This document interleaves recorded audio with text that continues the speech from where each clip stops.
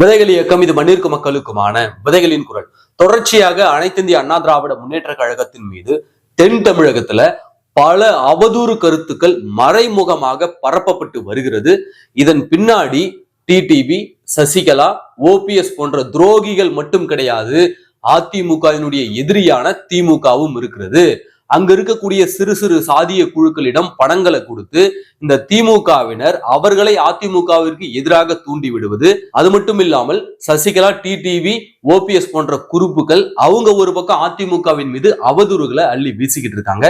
அதை நாம் கண்டும் காணாமல் போவது என்பது அனைத்திந்திய அண்ணா திராவிட முன்னேற்ற கழகத்திற்கு அது மிகப்பெரிய பேராபத்தாக வந்து நின்றுவிடும். அதை பற்றி விரிவாக தெளிவாக என்னென்ன வழிகளில் அந்த அவதூறுகளை பரப்புறாங்க என்பதை பற்றி இந்த காணொலியில நாம இன்னைக்கு விரிவா பார்க்கலாம். இது வரைக்கும் நம்முடைய யூடியூப் சேனலை நீங்க சப்ஸ்கிரைப் பண்ணாம இருந்திருந்தா மறக்காம சப்ஸ்கிரைப் பண்ணுங்க. அப்படியே பக்கத்துல இருக்க அந்த பெல் சிம்பலையும் கிளிக் பண்ணிட்டீங்கன்னா நாம போடக்கூடிய வீடியோக்கள் உடனடியாக உங்களை வந்து சேரும். இரண்டு விதமான அவதூறுகளை வந்து பரப்புறாங்க இந்த டிடிவி, சசிகலா, ஓபிஎஸ் குரூப். இவர்களுக்கு ஆதரவாக பேசக்கூடிய நபரான மருது அழகராஜ் என்ற ஒரு பொறுக்கி பைய ஊடகங்கள்ல உக்காந்துகிட்டு என்ன பேசுறாருனாக்க, முக்குளத்து சமூகத்தையே அதிமுக வெறுத்து ஒதுக்குகிறது, முக்குளத்து சமூகத்தையே ஒதுக்கி வைத்து விட்டது அப்படின்ற ரீதியில இவர் பேசிட்டு இருக்காரு.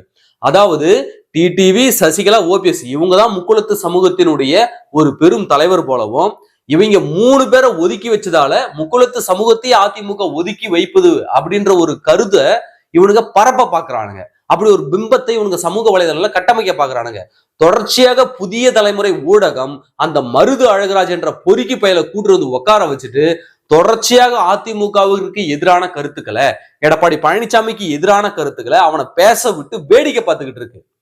ஓர் அளவிற்கு மேலதான் பொறுமையா பார்க்க முடியும். மருது அழகராஜ் அவர்களே, துரோகிகளான ஓபிஎஸ், டிடிவி, சசிகலா இவங்க மூணு பேரை தான் ஓரம் கட்டப்பட்டது. இவர்கள் மூணு பேரை தான் ஓரம் கட்டி வச்சிருக்கிறது இந்த அனைத்து இந்திய அண்ணா திராவிட முன்னேற்ற கழகம்.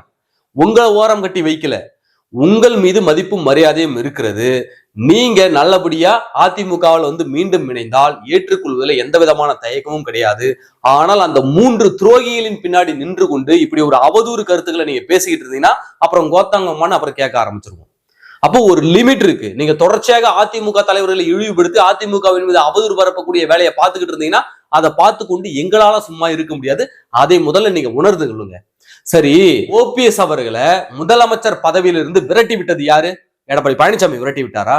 சசிகலா தானே விரட்டி விட்டாங்க. சொல்லு பார்ப்போம். அப்ப சசிகலாவை நீங்க நீக்கினாதான், சசிகலாவையும் கட்சி தினகரனையும் கட்சியிலிருந்து நீக்கினாதான் நான் கட்சிக்குள்ள வருவேன், என்னுடைய இது நாம வந்து ஒருங்கிணைந்த அதிமுகவா இருக்கும் அப்படின்னு சொன்னது யாரு? ஓபிஎஸ் தானே. எடப்பாடி பழனிசாமியா சசிகலாவையும் டிடிவி தினகரனையும் வெளியே அனுப்புனாரு? அப்போ ஓபிஎஸ் நீக்கினது சசிகலா.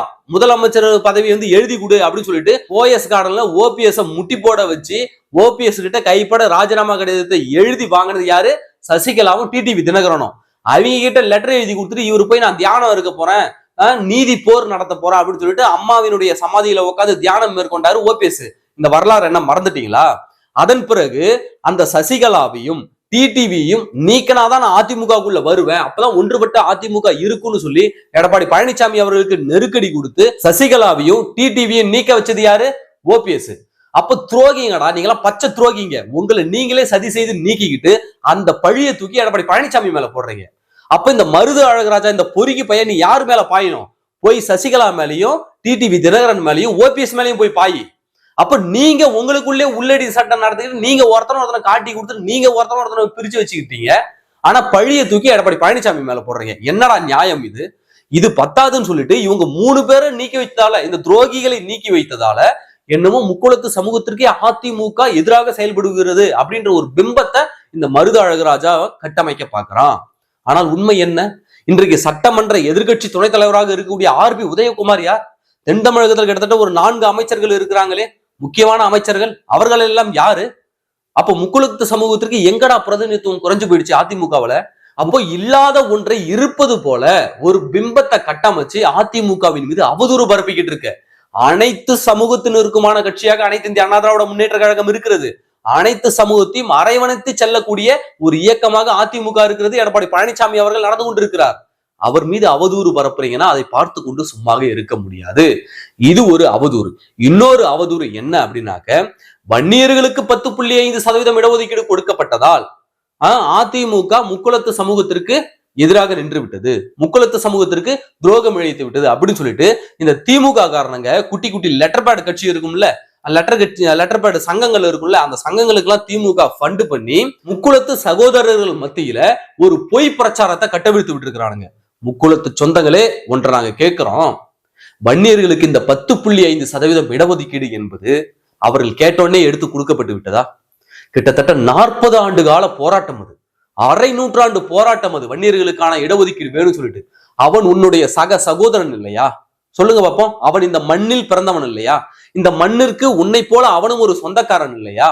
அவர்கள் 40 ஆண்டுகளுக்கு மேலாக அவர்கள் போராடி கொண்டு இருக்கிறார்கள். கிட்டத்தட்ட 20% இடஒதுக்கீடு கேட்கறாங்க. நாங்க 2 கோடி பேர் இருக்கிறோம், எங்களுக்கு 20% இடஒதுக்கீடு கொடுங்க, நாங்க பொருளாதாரத்துல பின்தங்கி இருக்கோம், வேலை வாய்ப்புல பின்தங்கி இருக்கோம், கல்வியில பின்தங்கி இருக்கோம், எங்களுக்கு இடஒதுக்கீடு கொடுங்க, எங்களுடைய சமூகத்தை உயர்த்த வேண்டும் சொல்லிட்டு கிட்டத்தட்ட 40 வருடங்களுக்கு மேலாக அவர்கள் போராடி கொண்டு வருகிறார்கள். அப்ப அவர்கள் கேட்டது 20%, ஆனால் எடப்பாடி பழனிசாமி அவர்கள் கொடுத்தது 10.5%. இது அவர்களுக்கு ஒரு முதலுதவி போல, இது முழுமையான தீர்வு கிடையாது, ஒரு முதலுதவி போல. அப்போ அந்த இடஒதுக்கீடு என்பது சாதாரணமாக வன்னியர் சமூகத்திற்கு கிடைத்து விடவில்லை. கிட்டத்தட்ட 50 ஆண்டுகால போராட்டங்களை அவர்கள் முன்னெடுத்திருக்கிறார்கள். 21 வன்னிய பெண்களின் தாலிகள் அங்கு அறுக்கப்பட்டிருக்கிறது. 21 வன்னியர்கள் தங்களுடைய மார்புல துப்பாக்கி குண்டுகளை வாங்கியதன் மூலமாக அந்த 10.5% இடஒதுக்கீடு இப்ப கிடைச்சிருக்கு. அது கூட இப்ப சந்தேகமானு சொல்லிட்டு தொங்கல்ல ஊசல் ஆடிக்கிட்டு இருக்கு. நிலைமை இப்படி இருக்கும் பொழுது வன்னியர்களுக்கு 10.5% கொடுத்து எங்களை வஞ்சிச்சிட்டீங்க, இது எங்களுக்கு துரோகம், அவர்களுக்கு 10.5% இடஒதுக்கீடு கொடுக்க கூடாது அப்படின்னு சொல்வதுல என்ன நியாயம் இருக்கிறது? முக்குளத்து சொந்தங்களே நீங்க சொல்லுங்க, என்ன நியாயம் இருக்கிறது? நீங்க என்ன பண்ணணும்? எங்களுக்கு இடஒதுக்கீடு தாங்கன்னு கேளுங்க. நாங்க ஒரு 2 கோடி பேர் இருக்கிறோயா, எனக்கு 20% இடஒதுக்கீடு தாயா அப்படின்னு முக்குளத்து சமூகம் கேட்கட்டும். கேட்கணும்னு சொல்றேன். கேட்பதற்கு அனைத்து உரிமையும் முக்குளத்து சொந்தங்களுக்கு இருக்கிறது. நீங்கள் இந்த மண்ணின் மைந்தர்கள், இந்த மண்ணிற்கு சொந்தக்காரர்கள், இந்த மண்ணினுடைய பூர்வகுடிகள், நீங்க கேட்கணும்ன்ற. ஆனா உன்னுடைய சகோதரனுக்கு அவனுக்கு ஏன் கொடுத்தன்னு ஏன் கேட்கிற? புரியுது அந்த டிஃபரெண்ட் உங்களுக்கு? புரியுதுங்களா? உங்களுக்கும் வேணும்னு கேளுங்க, நாங்களும் சேர்ந்து எல்லோரும் சேர்ந்து போராடுவோம். அவனுக்கு ஏன் கொடுக்குற அப்படின்னு கேட்பது எந்த விதத்துல நியாயம்? கிட்டத்தட்ட 50 ஆண்டுகால போராட்டமாச்சு. 21 பேர் அங்க துப்பாக்கி சூடுல உயிரிழந்திருக்கிறானே. லட்சக்கணக்கானோரின் மீது வழக்குகள் இருக்கிறது தமிழ்நாடு முழுவதும் அவர்கள் மீது. இன்றைக்கும் வன்னியர் சங்கத்தில் இருப்பவர்கள் பல பேர் மீது வழக்குகள் இருக்கு. இன்றைக்கும் நீதிமன்றம் போய்கிட்டு இருக்கான் இடஒதுக்கீட்டுக்காக, போராட்டத்துக்காக. அப்ப இவ்வளவு தியாகங்களை செய்து 21 பெண்கள் தாலி அறுக்கப்பட்டு 108 சமூகங்களும் சேர்த்துதான் அந்த இடஒதுக்கீடு கொடுத்திருக்காங்க. அதுல பிரதிநிதித்துவம் கிடைக்கணும் உள்ள இடஒதுக்கீடாக ஒரு 10.5% அவர்களுக்கு கொடுக்கப்பட்டிருக்கிறது. இது ஒரு இடைக்கால நிவாரணம் தானே தவிர அவர்களுக்கு இது முழுமையான தீர்வு கிடையாது.